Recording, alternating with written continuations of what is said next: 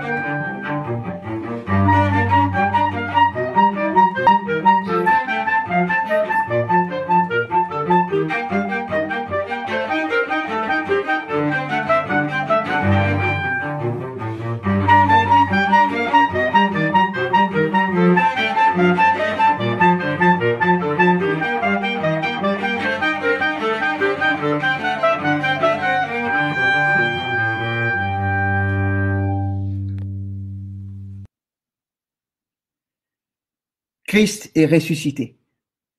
Il est vraiment ressuscité. Laisse monter en toi ce qui est vrai. En toi-même, répète ces mots pour toi, au plus profond de toi. Christ est ressuscité. Il est vraiment ressuscité. Voilà la vérité. L'amour est plus fort que la mort. Ce matin, nous voulons nous laisser consoler. Ce matin, nous voulons nous réjouir, vraiment, pleinement. Ce matin, il faut sentir en nous couler la vie, pleinement présent à cet instant, éveillé, conscient, vivant, pleinement vivant. Il reste pourtant en nous un écho, l'écho de tous les adieux, de toutes les séparations, l'écho de toutes les épreuves, de toutes les trahisons, l'écho, le souvenir de toutes nos larmes, de tous nos deuils. Que dire de plus? Ce matin, c'est Pâques. Ce matin, la vie nous est redonnée, tout à nouveau. Maintenant, à cet instant même, nous recevons notre part d'une liberté nouvelle, libérée des contraintes du pourrissement et de la mort, libérée de la solitude du confinement. Matin de Pâques, laisse naître en toi la certitude de la vie, de l'amour, de la confiance.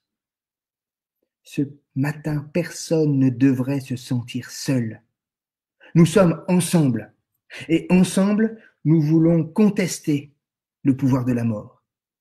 Moi, le Seigneur, je vous le déclare, je vous rétablirai, je vous ferai sortir de chez tous les peuples et de tous les endroits où vous avez été dispersés. Je vous rassemblerai et je vous ferai revenir, dit le prophète Jérémie.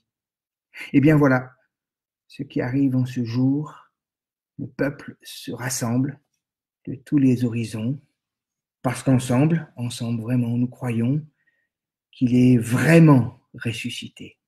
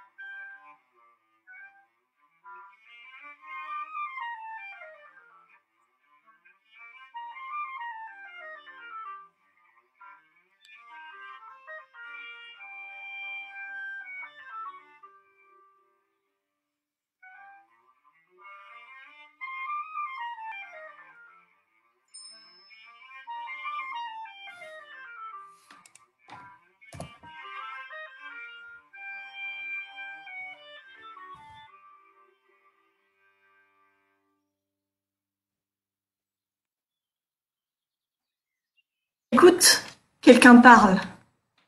Il veut te délivrer de tes illusions et de tes servitudes. Laisseras-tu sans réponse sa volonté d'amour? Écoute, quelqu'un parle.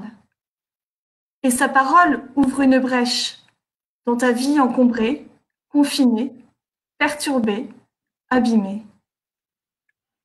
Qu'attends-tu pour t'ouvrir à cette tendresse qui régénère? Écoute, quelqu'un parle. Il réveille ses promesses enfouies et les joies engourdies. N'attends plus pour lui faire une place, pour accueillir sa grâce. et pour vivre autrement.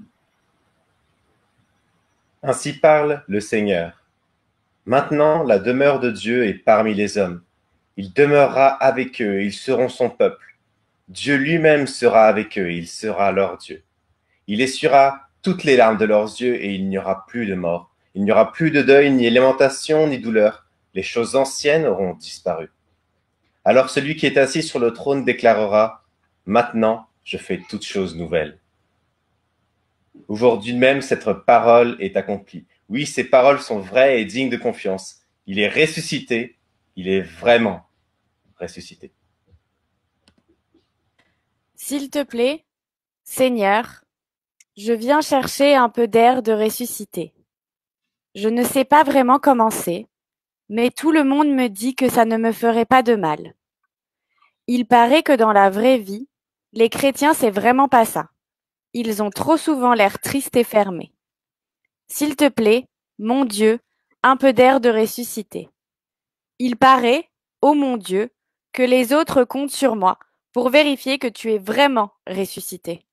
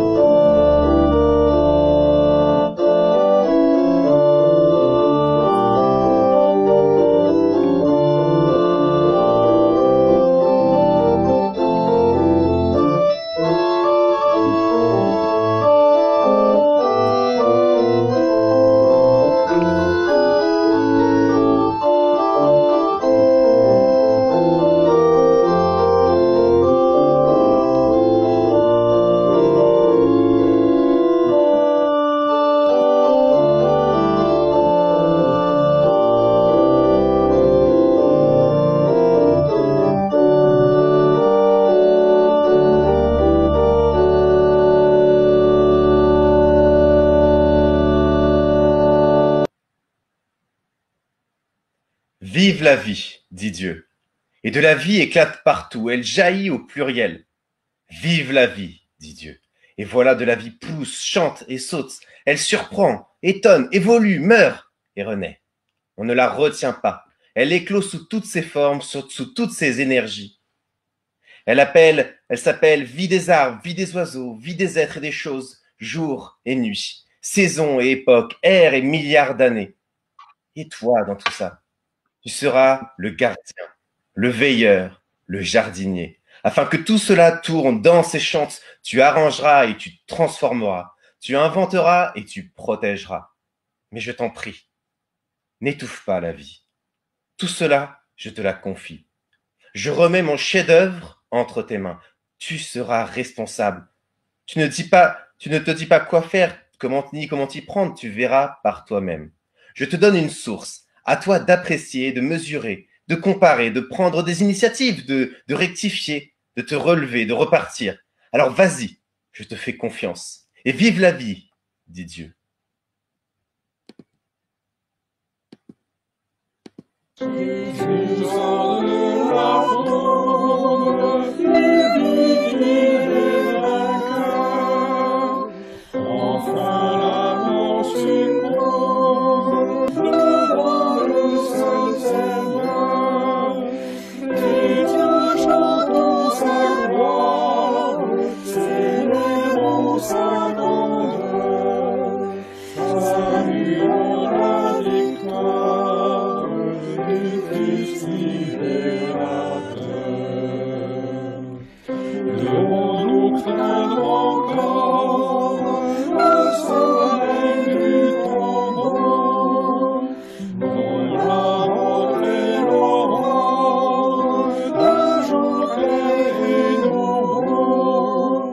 Qui sera délivré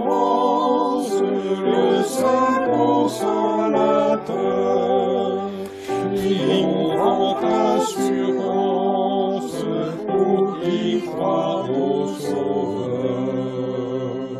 Que la ferme espérance de l'éternel bonheur domine les souffrances, rassure tous les cœurs, et qu'à la dernière heure, Jésus soit notre appui, car son amour demeure et nous garde avec lui.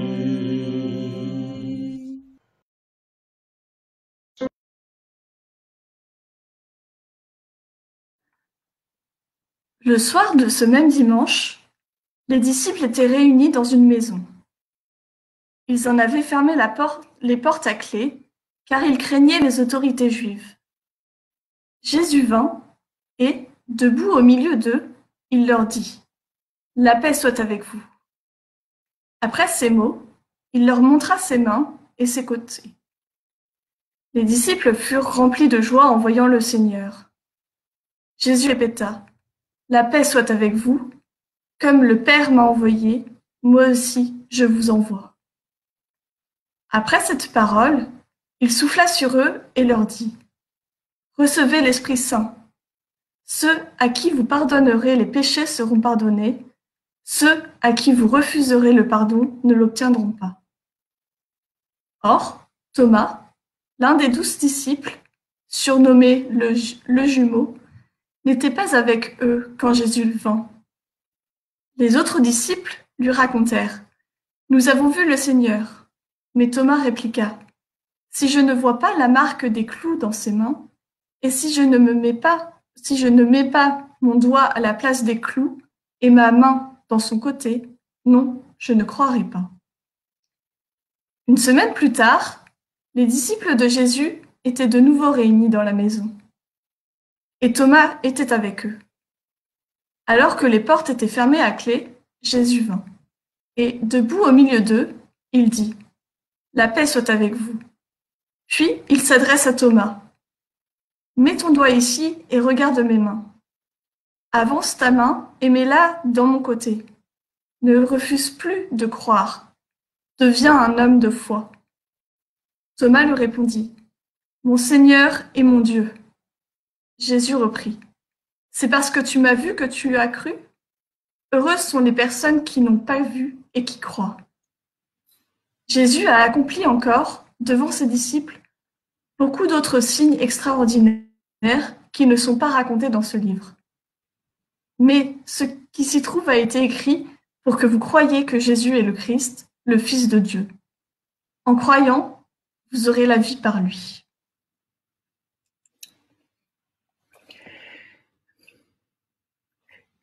Alors, ceux qui connaissent notre manière de vivre les cultes savent qu'il y a toujours un moment de méditation, de réflexion, et puis d'échange, et donc ensuite un moment de message que j'essayerai de vous laisser. Et vous avez la possibilité d'interagir et d'écrire au fur et à mesure ce que vous partagez, ce que vous ressentez. Je vous propose de structurer notre réflexion de ce matin de Pâques en 2 temps, puisque il est dit dans la fin de l'évangile de Jean que ce qui est écrit a été écrit pour que nous puissions croire que Jésus est le Christ et qu'en croyant nous ayons la vie par lui. Je vous propose dans un premier temps de voir comment nous pouvons recevoir ce récit de la résurrection aujourd'hui, ce que nous pouvons en faire de ce texte, de ce récit, de cette histoire que nous venons d'entendre, que Irène nous a lu. Et nous aurons un temps d'échange autour de ce texte. Et puis un deuxième temps de message où, voilà, quel effet la résurrection, ce récit produit sur nous. Et je vous proposerai, je pense, parole d'évangile à ce sujet.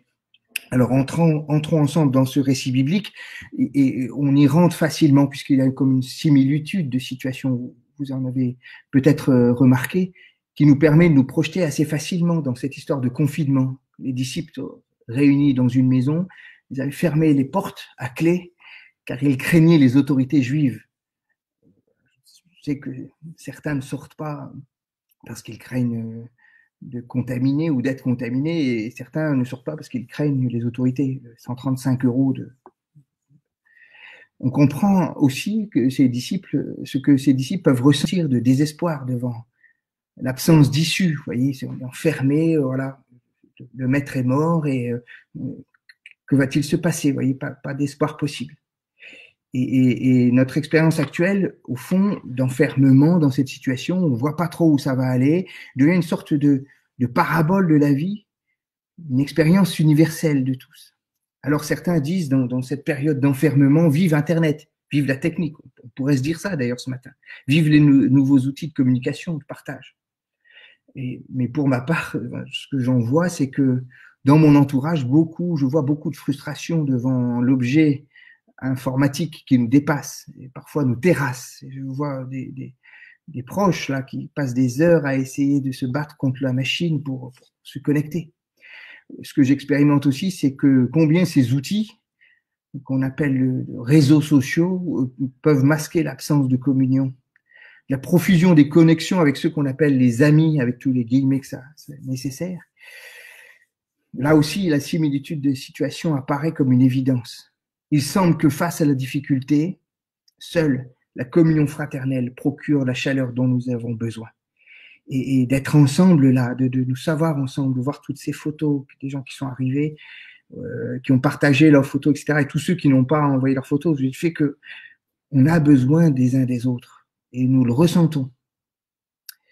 Alors, dès qu'on rentre dans ce récit, on est confronté à la facilité déconcertante avec laquelle Jésus traverse les murailles pour nous rejoindre. Il semble, en entendant ce récit de résurrection, que les seules véritables prisons sont psychologiques et qu'en fait, il n'y a aucun obstacle réel entre lui et nous. Jésus vint et debout au milieu d'eux, il leur dit « La paix soit avec vous ». Comme ça, en quelques mots, il traverse les murailles. Si tu le laisses venir, il viendra te rejoindre là où tu es, derrière ton écran, dans ta vie, derrière ton téléphone. Il viendra te rejoindre. Pour lui, il n'y a pas d'obstacle. Il n'y a pas de lieu hors d'atteinte, hors d'haleine, hors d'œuvre, hors de son œuvre. Il arrive avec un message d'apaisement. Et il le répète autant de fois que nécessaire. La paix soit avec vous. La paix soit avec vous. Et pour que cela soit concret, réel, il ne suffit pas de le dire, pour que cela puisse infuser, il souffle sur eux et il leur dit « Recevez l'Esprit Saint ». Portés par le souffle saint, qui pourrait les tenir confinés, ces disciples? La peur des autorités, la peur d'être contaminé, la peur de la mort? Mais ne savez-vous pas que l'Esprit, comme le vent, souffle où il veut et quand il veut? Tu entends le bruit qu'il fait et tu ne sais pas d'où il vient ni où il va. Le souffle te rend libre parce que Jésus souffle sur nous. Par le souffle qui habite en toi, là, que tu sens, tu peux rester chez toi, à l'abri, et tout en sachant que tu es totalement libre. Les vraies prisons sont spirituelles. Voilà la vérité. Voilà ce que je garde profondément de ce texte. Un effet immédiat qui se ressent dans nos vies. Voilà ce que je vous souhaite par le souffle saint, que vous sentiez l'apaisement venir en vous. Un apaisement qui signifie que la difficulté a été traversée. Vous voyez, ce n'est ni une échappatoire, ni une porte de sortie, ni une sorte de champignon hallucinogène. Hein. Non, cet apaisement vient d'une présence au cœur de mon problème, au cœur de mon enfermement. Quelqu'un vient me rejoindre. Je ne sais pas si vous connaissez le livre de Job. C'est très exactement ce qu'il demande. Ce n'est pas une solution magique à ses problèmes, à ses difficultés. Ce n'est pas un coup de baguette magique pour que les difficultés disparaissent. Mais c'est une présence, une parole de Dieu qu'il réclame. Viens me rejoindre là où je suis, dis-moi la vérité, parle-moi vrai. Et à la différence des amis de Job qu'il rabroue vertement, en leur demandant de se taire plutôt que de dire des âneries, de continuer à proférer des âneries. Job va provoquer Dieu jusqu'à maudire le jour de sa naissance et par l'invective le mettre en accusation. C'est de ta faute tout ça, c'est de ta faute. Et Dieu répond à Job et Dieu vient traverser la muraille de la colère de Job. Où est-ce qu'il faisait obstacle? Job en colère. Dieu traverse cela. Jésus répond à notre peur en venant nous rejoindre dans notre confinement. Voilà la paix de Dieu dont nous avons tant besoin pour que nous soyons en capacité d'imaginer et de construire demain, sereinement, tranquillement. Pour que nous soyons libérés de cette colère, de ce pourquoi,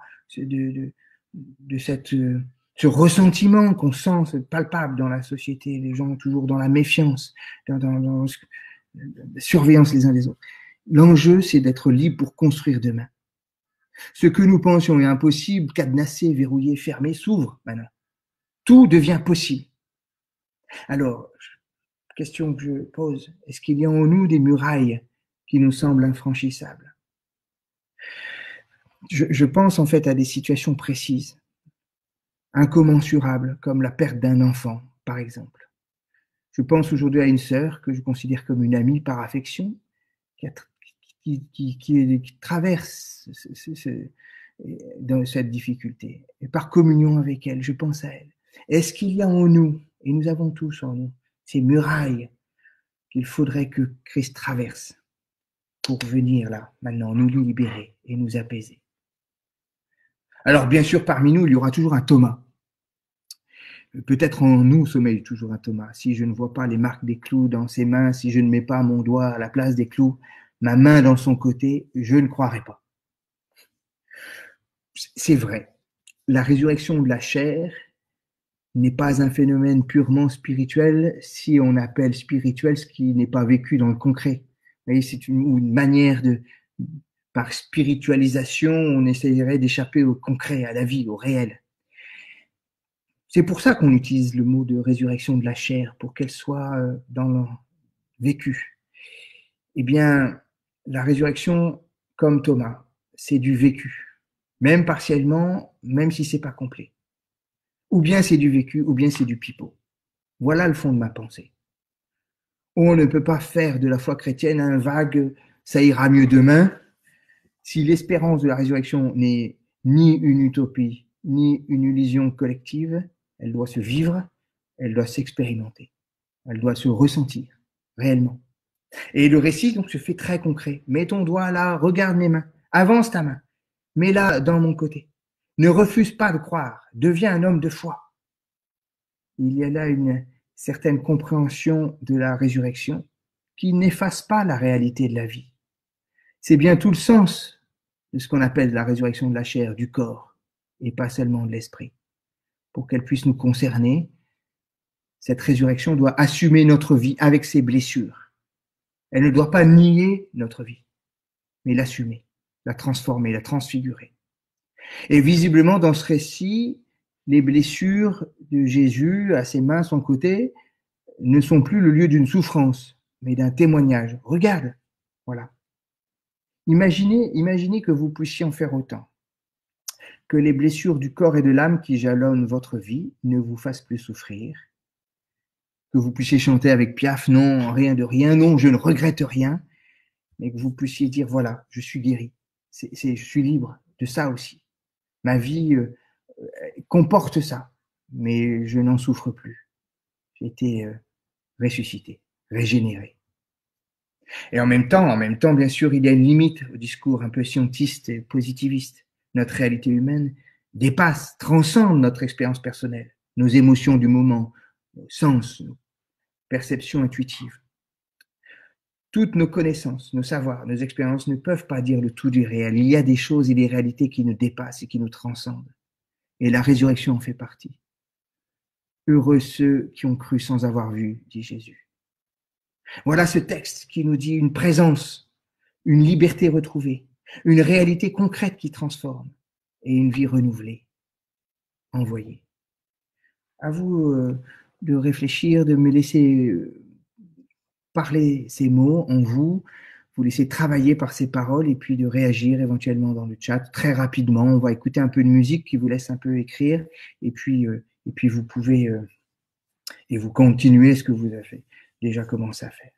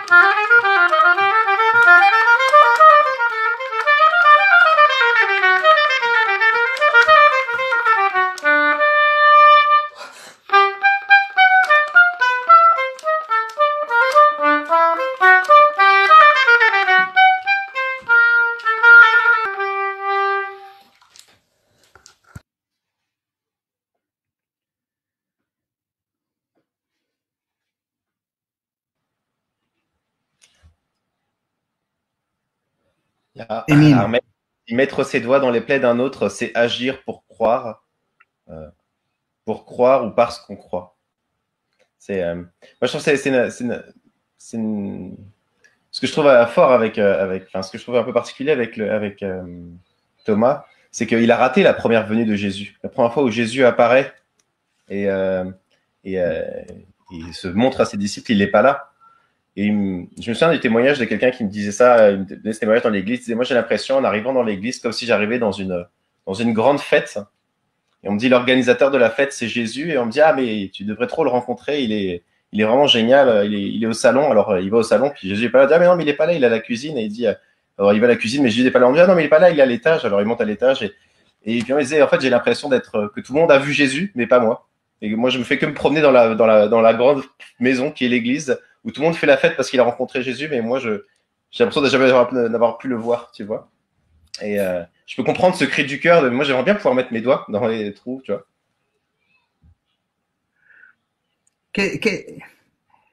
Qu'est-ce que vous ressentez, vous qui recevez ces paroles? Est-ce que vous aussi, vous aimeriez mettre vos doigts pour vérifier, quoi, histoire d'être dans le concret, dans l'actuel, ou bien est-ce que les effets de cette parole, de la présence du Christ dans votre vie suffisent à libérer en vous ce potentiel de vie? Est-ce qu'il y a des barrières? Moi, j'aimerais bien qu'on partage là-dessus sur ce qui fait effectivement obstacle à certains, ceux qui ratent, voilà, les Thomas, ils ne sont pas là, quoi, au moment où ça se passe et qu'ils se disent, mais moi j'ai tout raté, c'est pas possible. La parole reste mystère pour moi, dit Marjolaine. Je pense à toutes les personnes qui sont, moi je suis pas seul à la maison, mais je pense à personnes qui sont seules, qui sont confinées seules justement et qui aimeraient bien que Jésus apparaisse, tu vois, mais qui, malgré toute leur foi, se sentent irrémédiablement seuls. Ouais, c'est ça. Alors, effectivement, il y a une barrière qui s'établit, qui fait qu'on se sent seul.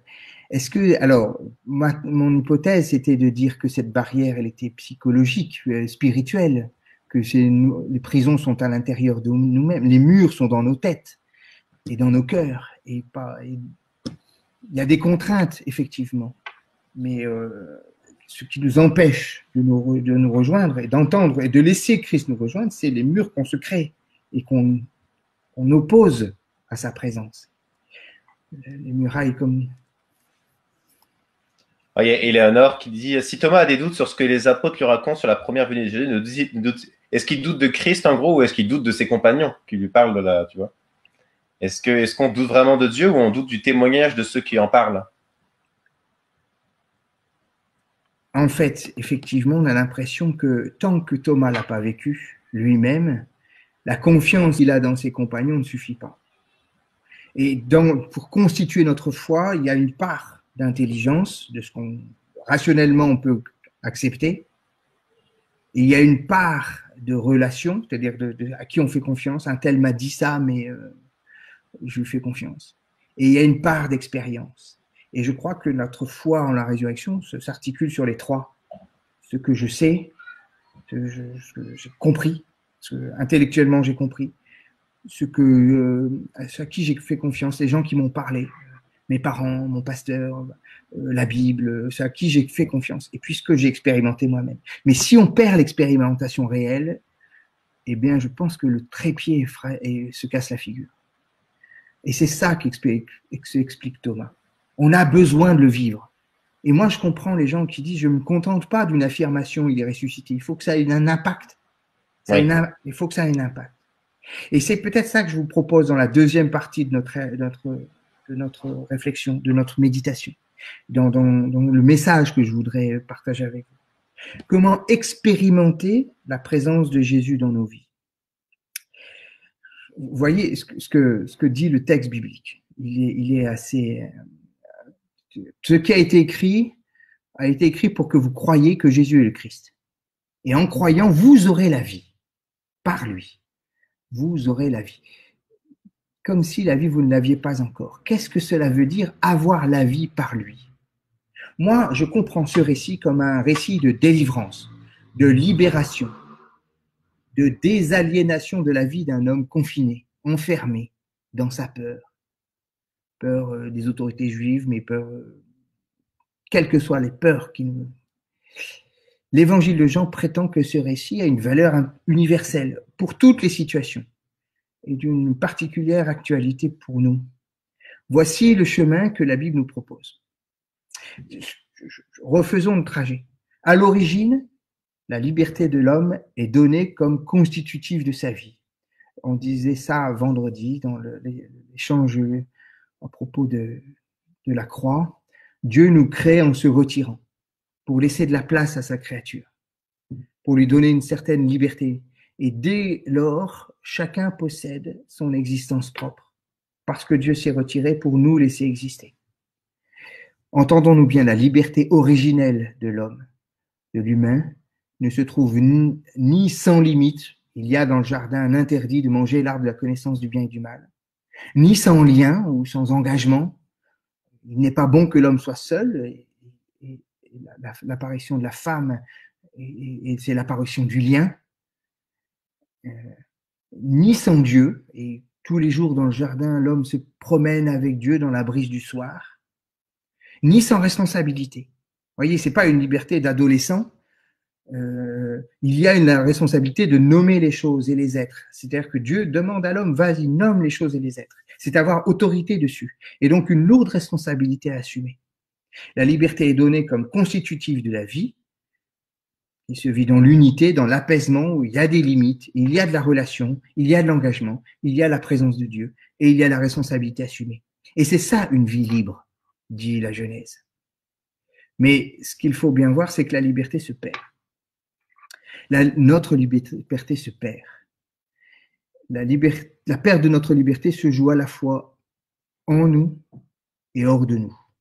C'est comme un subtil mélange, un subtil alliage de destin, chose qui s'impose à nous, une situation impossible, d'empêchement, d'obstacles, qui échappent à notre volonté. On n'y peut rien, c'est comme ça. Et à notre pouvoir, c'est ce que nous subissons.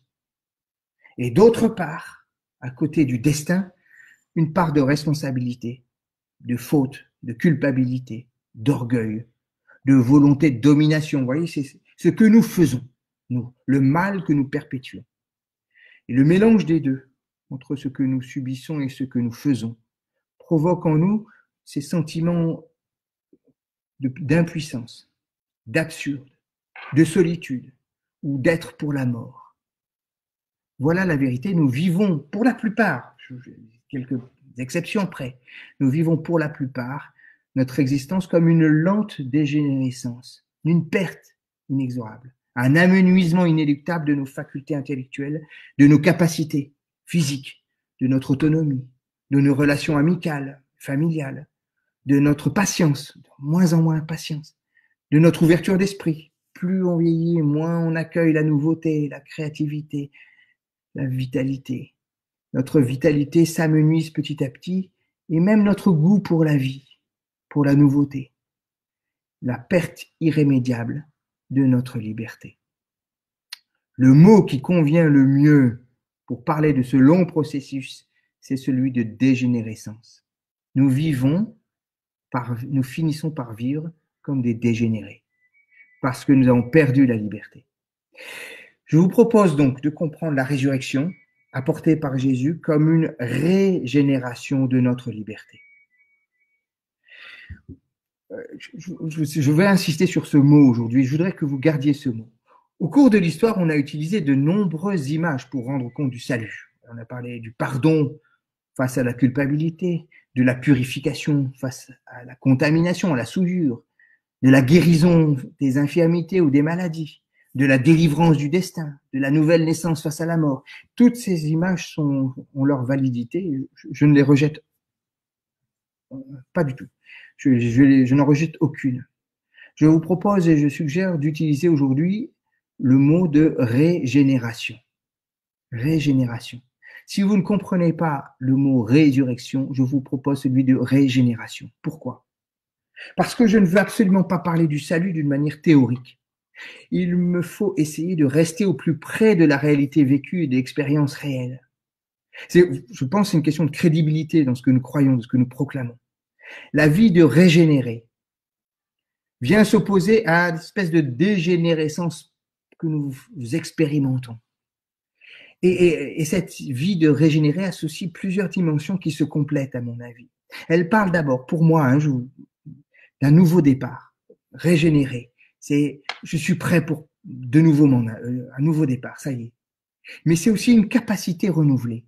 Je suis de nouveau capable. Je suis plus impuissant. C'est régénéré. Ma capacité est régénérée. Avec je vois derrière ce terme une sorte de vitalité intérieure retrouvée. Cet élan vital, vous voyez, cette envie de vivre, ce désir, c'est ce qu'on avait parlé du désir de vivre, c'est renouvelé. Mais du coup, c'est une expérience de liberté vécue, puisque je suis de nouveau capable, puisque je puis de nouveau en parler, je suis de nouveau libre. Mais il y a aussi derrière la régénérescence quelque chose comme une pureté, une innocence reconstituée. C'est la pureté originelle est renouvelée. Et donc une ouverture vers l'avenir. Voilà la résurrection. C'est ça, la régénération. Vivre une vie de régénérée. Et je voudrais insister sur un point qui me semble essentiel. L'idée de régénération implique aussi que notre vie vécue ne soit pas totalement annihilée par la mort et disparaisse complètement.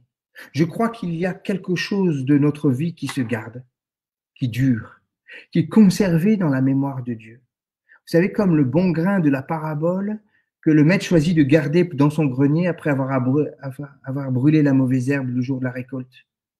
À la différence de la recréation qui semble dire, allez, du passé faisons table rase.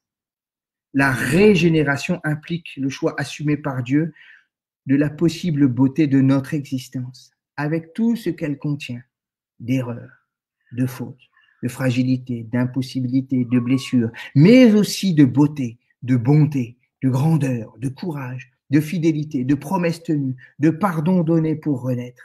Voilà, c'est ça la régénération. Toute ma vie n'est pas moche. Dieu choisit de régénérer notre vie en la transfigurant pour l'accomplir, pour l'apporter vers sa perfection, vers son accomplissement. Ceci implique les cicatrices de nos mains et de nos côtés, qui racontent l'épaisseur de notre vie, quand les blessures et les échecs ne sont pas simplement niés, mis sous le tapis, mais revendiqués, assumés, transformés, régénérés. Notre vie a de la valeur. Notre vie telle que nous la vivons a de la valeur. Voilà pourquoi Jésus ressuscité vient nous y rejoindre. Il ne nous amène pas dans le royaume, il vient nous rejoindre et il vient nous transformer notre vie ici. La complétude de ta vie ne se fera pas sans toi. Voilà ce que dit Jésus. La régénération de notre vie guérit ce qui a été malade, nettoie ce qui a été sali, répare ce qui a été abîmé, retrouve ce qui a été perdu, régénère ce qui a été dégradé. Blessé peut-être, mais vivant, vivant, vivant pour Dieu. C'est ici qu'il faut entrer dans l'éternité du royaume. vivant pour Dieu. On ne vit pas la fin du monde. Maintenant, nous entrons régénérés dans ce que Paul Ricoeur appelait la passion du possible. À grande distance de la méfiance, du soupçon permanent qui détruit tout sans jamais rien proposer. Je suis terriblement agacé devant les informations que je reçois en permanence sur la méfiance permanente qui s'exprime les uns contre les autres. La passion du possible, vivre en régénéré, nous sommes citoyens du royaume de Dieu, nous savons que nous ne sommes pas en train de vivre la fin du monde, parce que nous sommes dans l'éternité pour Dieu. Mais en Christ, nous sommes régénérés pour prendre soin des autres, pour toujours traverser par la mort et l'angoisse. C'est notre combat de chrétiens, de protestation contre la souffrance et contre le mal subi, dans lequel nous suivons Jésus, qui nous montre un amour plus fort que la mort, un amour qui répare, qui préserve, qui prend soin, qui protège, qui s'interpose et qui s'oppose, qui dit non, une préoccupation ultime pour l'autre. Je disais ça vendredi, j'en ai plus qu'assez de nous entendre tout le temps, à la fin de tous les messages, prenez soin de vous. Non, prenez soin des autres. Le Seigneur prend soin de vous. Laissez les autres prendre soin de vous, mais vous, préoccupez-vous des autres. Vous n'avez pas besoin de prendre soin. Vous restez confinés, protégez-vous, suivez les... Je ne suis pas en train de dire de sortir, mais arrêtez de vous soucier de vous. Le Seigneur s'en occupe. La résurrection, la régénération, c'est l'amour de la vie des autres. Et enfin, je terminerai par là, en Christ, nous sommes régénérés pour investir la vie. Devenir, puisqu'on dit non à la mort, protestons contre la mort, nous pouvons dire oui à la vie. Devenir à notre tour porteur de régénération pour les autres. Il s'agit maintenant d'arrêter de penser, de croire que la mort a toujours le dernier mot, comme on dit d'un ton un peu désabusé, ah, c'est la vie. Non, la mort, ce n'est pas la vie. Vivre en régénéré, c'est mettre notre liberté recouvrée au service de la vie du monde. L'entraide, la solidarité, certes, mais aussi la santé, la science, la justice, le sauvegarde de la planète, le règne animal, le règne végétal, c'est cela notre responsabilité. Investissons sur la vie. Et bien plus encore au service de la beauté, de la joie, de la créativité, de la vie et de l'art, comme l'essence même du sens de la vie. Oui, faisons entendre un grand oui à la vie. Amen.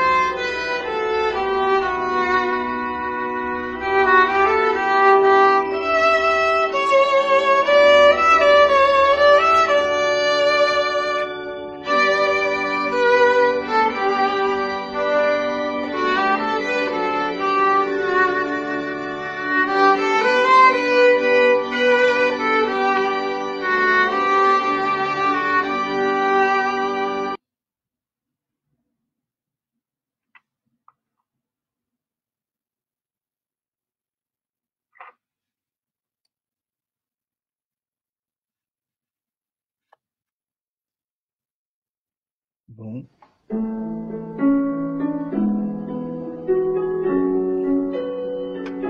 Nouvelle musique.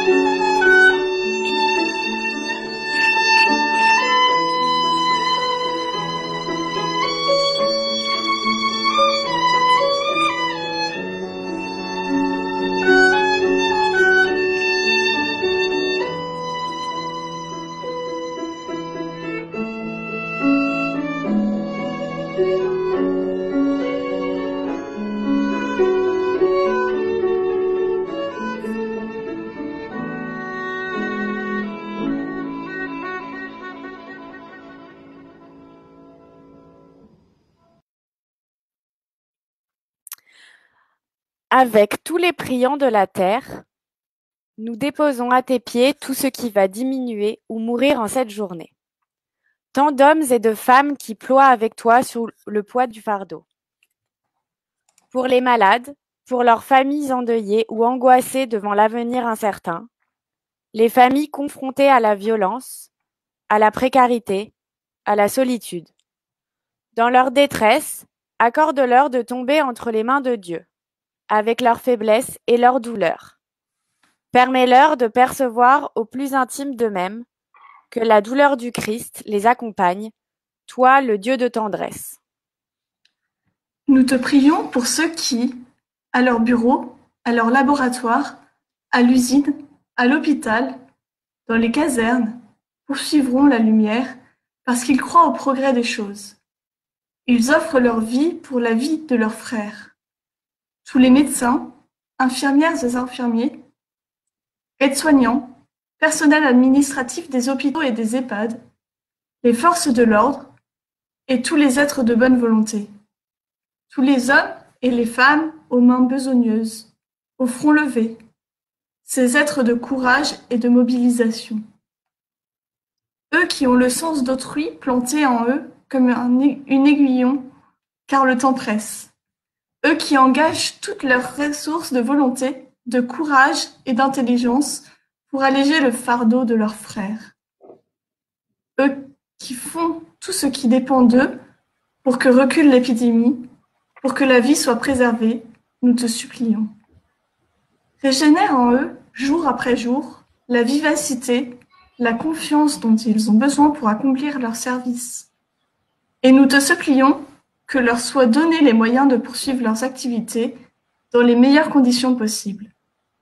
Nous te supplions de les protéger, de régénérer leur force en tout leur être. Tu es le serviteur qui humblement prend notre fardeau. Accompagne-les dans le combat de chaque jour, Dieu de tendresse. Tous te célèbrent. Nous accueillerons le roi de toutes choses et nous venons déposer à tes pieds tous les soucis du monde. Que du fond de la pauvre vie monte un chant incessant, celui de l'Esprit Saint, consolateur et gloire de nos prières. Puissions-nous ensemble être embarqués dans la très haute mer, dans l'au-delà des choses où la mesure de Dieu est la surabondance. De par le monde, que déferlent les hymnes, les psaumes, les soupirs infinis, les silences d'amour et, en communion avec toi, Seigneur Jésus, qui élève tes mains saintes, nous nous tiendrons en prière devant la face du Père. Ensemble, liés les uns aux autres, malgré les distances qui nous séparent, nous te disons, notre Père qui es aux cieux, que ton nom soit sanctifié, que ton règne vienne, que ta volonté soit faite sur la terre comme au ciel. Donne-nous aujourd'hui notre pain de ce jour. Pardonne-nous nos offenses, comme nous pardonnons aussi à ceux qui nous ont offensés. Ne nous laisse pas entrer en tentation, mais délivre-nous du mal. Car c'est à toi qu'appartiennent le règne, la puissance et la gloire, pour les siècles des siècles. Amen.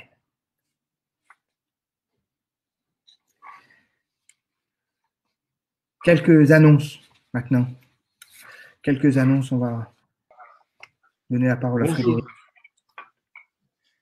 Bonjour à tous. Alors, je vais commencer des annonces, vous m'entendez? Très bien. Voilà. Alors, bonjour à tous et bon dimanche. Comme d'habitude, c'est le moment des annonces et je vais commencer par les remerciements. Il y a beaucoup de personnes à remercier parce que vous avez vu, il y a la musique. Tout d'abord, Claire, que vous avez entendu au violon et que vous allez encore entendre. Aude, qui jouait du hautbois. Isabelle, que l'on voyait avec les pieds et avec les mains jouer de l'orgue. Isabelle et François, qui étaient à la clarinette et au violoncelle. Vous aviez comme animateur à la technique Émile, Anne-Laure et Irène. Alors quand je dis technique, c'est technique et animation. Et c'est compliqué de faire l'un et l'autre, mais ils y arrivent merveilleusement bien. Et puis vous les voyez pas, mais vous les aviez en fond sonore, un chœur enregistré avec les voix de Delphine, Sophie, Muriel, Étienne, Renaud et Olivier, et au piano, soit Olivier, soit Jérôme. Et chacun a enregistré ses voix de son côté et elles ont été mixées pour donner cet effet de chœur au cantique que vous pouviez chanter avec eux. Alors merci à tous ces acteurs qui rendent possible ce culte, ces moments de culte magnifiques. Et puis vous voyez à l'écran le superbe bouquet de Louise. Alors là, c'est un bouquet pascal, c'est-à-dire qu'il est particulièrement beau, et il y a des œufs, c'est magnifique. Alors Louise, un immense merci pour ce bouquet dimanche après dimanche. C'est les annonces, mais c'est aussi le moment de l'offrande. Alors, je vais pas me déplacer parce que j'ai pas le droit de sortir et puis j'ai pas des attestations pour aller dans chacune des maisons pour aller recueillir les offrandes ou que d'autres le fassent à ma place. Alors, il y a un moyen tout simple puisque vous êtes sur Internet. Vous vous connecterez sur le site Temple du Saint-Esprit tout attaché, là, templedusaintesprit.fr. Et puis, sur la page d'accueil, vous pouvez faire des dons en ligne. Et voilà la manière de se connecter. Si vous avez des soucis techniques, faut surtout pas hésiter à nous contacter. Vous nous envoyez un mail. Le mail, c'est très simple, c'est contact@templedusaintesprit.fr. Et si vous avez tout oublié, vous allez directement sur le site, tapez sur le moteur de recherche Temple du Saint-Esprit, et vous pouvez aussi nous contacter via le site. On s'engage à vous rappeler, donc si vous avez des problèmes de son, des problèmes de caméra, des problèmes ou des amis qui n'arrivent pas à se connecter ou qui voudraient y accéder par téléphone, mais il faut un code PIN, comment je le récupère, enfin, toutes ces questions-là, surtout, vous n'hésitez pas, vous nous envoyez un mail, on ne vous laissera pas tomber. C'est très important. Comment on participe à nos rencontres? Là, vous l'avez fait d'une manière ou d'une autre ce matin, soit via Facebook, soit via YouTube, soit l'application ClickMeeting. Donc tous ces moyens sont direct. Pardon? C'est du direct, on entend que ça sonne. Direct, ce que vous entendez, c'est l'horloge. Alors je sais pas. Alors c'est l'horloge, comptoir. Elle est un peu ancienne, donc elle n'est pas forcément ultra précise, mais c'est du live. C'est pas du tout enregistré, c'est des vraies annonces live. Sophie a voulu arrêter l'horloge. Non, aucun problème, tout va bien. C'est vraiment mieux, c'est vraiment bien. Oui, on peut pas retarder le temps. C'est comme ça. C'est vraiment bien. Et tous nos prochains rendez-vous, maintenant vous en avez l'habitude, mais peut-être vous venez pour la première fois aujourd'hui. Vous pouvez nous retrouver mercredi prochain, comme tous les mercredis à 18h, pour une texte biblique suivi d'une méditation conduite par le pasteur Samuel Amedro. Et puis, vous pouvez venir aussi vendredi, là, pour quelque chose de plus interactif, c'est études bibliques, donc texte biblique, mais discussion partagée à propos de ce texte. Et ça, c'est le vendredi à 18h. Et tous les dimanches à 11h, culte interactif. Donc voilà pour les nouvelles de cette semaine. S'il y en a d'autres à partager, vous pouvez envoyer des messages par le chat. Et encore, merci à tous et bon dimanche. Et je vais laisser la parole à Samuel qui va poursuivre par l'envoi et la bénédiction. Et on va chanter à toi la gloire. On va chanter à toi la gloire. Bah oui, bien sûr, on n'y échappe pas. On peut pas, c'est indispensable. Ce que on va chanter à toi la gloire, je vais aussi vous montrer un message, un envoi qui a été filmé par tous les pasteurs de la région parisienne, qui en 10 secondes disent voilà le message de Pâques, la résurrection, qu'est-ce que ça veut dire pour eux, et je vous invite à regarder ça pour recevoir la bénédiction in fine. Mais simplement comme envoi, je vous laisse ces quelques mots de poème. Il meurt lentement. Il meurt lentement, celui qui ne voyage pas, celui qui ne lit pas, celui qui n'écoute pas de musique, celui qui ne s'est pas trouvé grâce à ses yeux. Il meurt lentement, celui qui détruit son amour-propre, celui qui ne se laisse jamais aider. Il meurt lentement, celui qui devient esclave de l'habitude, refaisant tous les jours les mêmes chemins. Celui qui ne change jamais de repère, ne se risque jamais à changer la couleur de ses vêtements, ou qui ne parle jamais à un inconnu. Oui, il meurt lentement, celui qui évite la passion, son tourbillon d'émotions, celle qui redonne la lumière dans les yeux et répare les cœurs blessés. Il meurt lentement celui qui ne change pas de cap lorsqu'il est malheureux, au travail ou en amour, celui qui ne prend pas de risques pour réaliser ses rêves, celui qui pas une seule fois dans sa vie n'a fui les conseils sensés. Vis maintenant, risque-toi aujourd'hui, agis tout de suite, ne te laisse pas mourir lentement, ne te prive pas d'être heureux.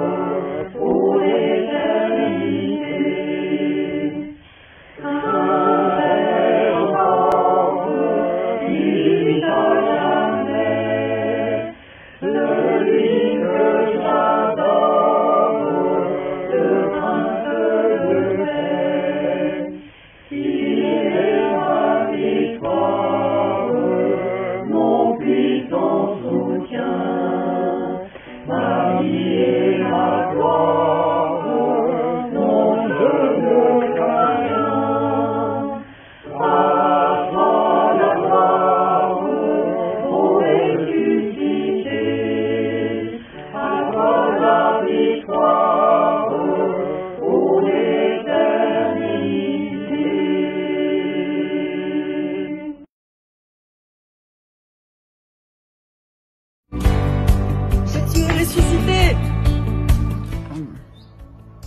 Et alors? Christ est ressuscité, c'est Pâques. Et alors? On a pu croire que c'était la fin de la mort. Mais c'est comme un déjà et comme un pas encore. Pas encore quoi? Ça je ne sais pas. Pour le déjà, je sais déjà. C'est pour une vie relevée, une vie réveillée, une vie révélée, une vie émerveillée. Une vie pour toi, vivre déjà, ressuscité. Réglez la question avec un tout petit mot de 2 lettres et c'est tout. Vous n'y pensez pas. Il vit avec moi, il est mon ami. Il me donne de la confiance, de la joie. Il me donne espérance pour ce monde. Il me rend heureux. Il m'aide à vivre et c'est super. Bonjour. On a un super message. Jésus, il est ressuscité. Ça tombe vachement bien parce que vu que c'est le Dieu compris, bah comme ça nous on prie un Dieu vivant. Voilà. Que Dieu vous bénisse. Il est vraiment ressuscité. Vraiment. Non mais vraiment, vraiment. Oh, c'est génial de se réveiller tous les matins et de pouvoir dire « Je suis vivant en Christ ». Jésus est ressuscité et ça change toute ma vie. Ça change ma vision du monde. Il l'a promis, il est avec nous tous les jours jusqu'à la fin du monde. Il est avec moi. Alléluia. Christ est ressuscité. Pour toi, il a gagné. La mort est fracassée. Les combats remportés. Domination broyée. Les murs sont effondrés. Tu es autorisé désormais d'espérer. Christ est ressuscité. Alors avec lui, je passe de la mort à la vie. La vie éternelle. La vie pour toujours. Fini le confinement. Fini les enfermements. Les découragements. Chante avec moi mon frère. Maintenant je chante. Je chante le ressuscité. Je chante la liberté. L'éternité. De toi Seigneur nous attendons la vie. Que ma bouche chante ta louange. Et qu'est-ce que c'est qu'accepter le Christ, accepter cette lumière? C'est accepter d'être prêt. Vous savez, les scouts, toujours prêts. Accepter d'être disponible, accueillir Jésus dans son existence, c'est spectaculaire.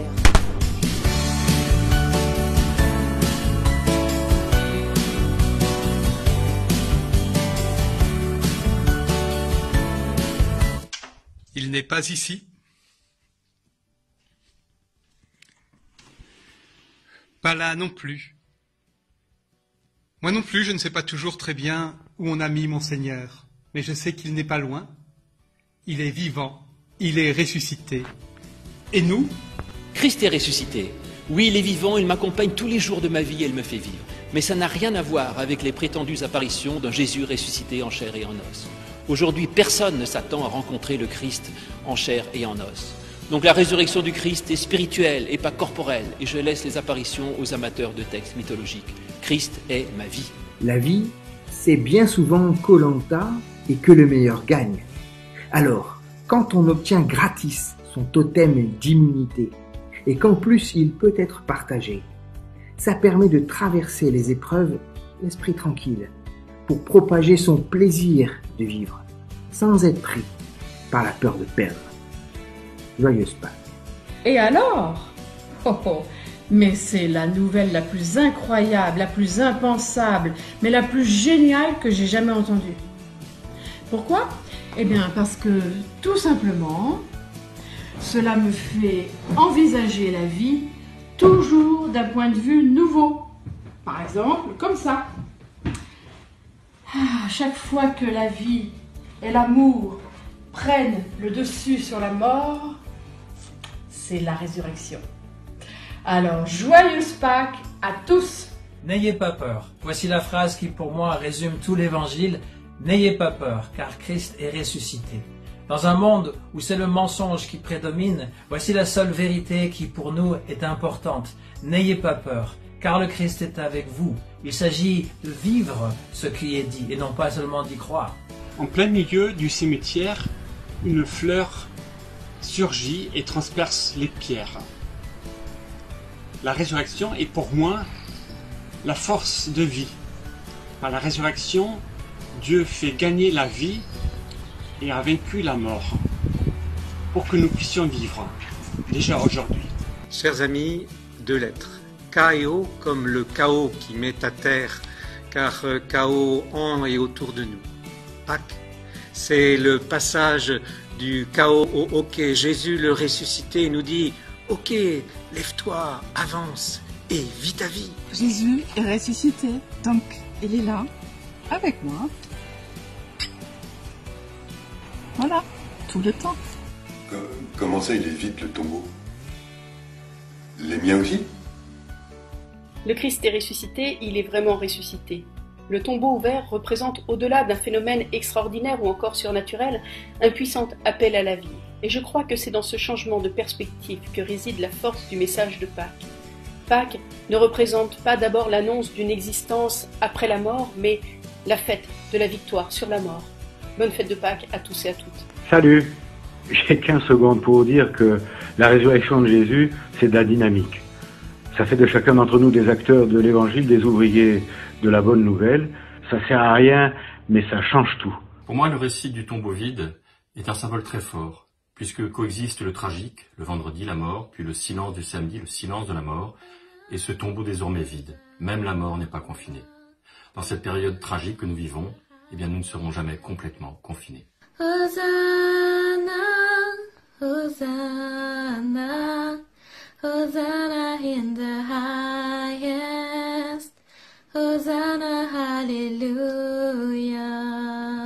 Il me dit, reprends courage, l'espérance est un trésor, même le plus noir nuage a toujours sa frange d'or. Cela ne sert à rien que Jésus soit ressuscité pour chacun de nous, si cette joie n'est pas reçue et partagée. Alors, soyez tous, malgré ce que nous vivons, en ce moment, dans la joie de Pâques. Christ est ressuscité, il est vivant, alors vous, ne prenez pas le risque de mourir trop rapidement. Ça vaut pas la peine. Restez chez vous. Et alors t'attends quoi pour le dire? Une nouvelle comme ça change tout. Ça change la vie, la mort, l'éternité, la maladie, la peur, le deuil, la joie. Les gens méritent de le savoir. Christ est ressuscité. Ça change. Ça change qu'on est moins triste. Ça change qu'on est heureux.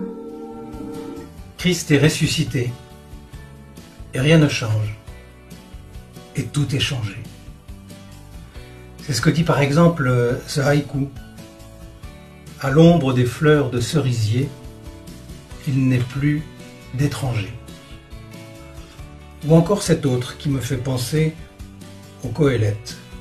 Monde de rosée, rosée du monde. Et pourtant, joyeuse Pâques. Oui, le Christ est vraiment ressuscité. Alléluia. Merci à toi Dieu de nous avoir donné Jésus pour toujours. Merci. Avec une telle richesse, à moi, à toi, à nous d'être porteurs de résurrection. Pour changer le monde, oui, choisissons la vie.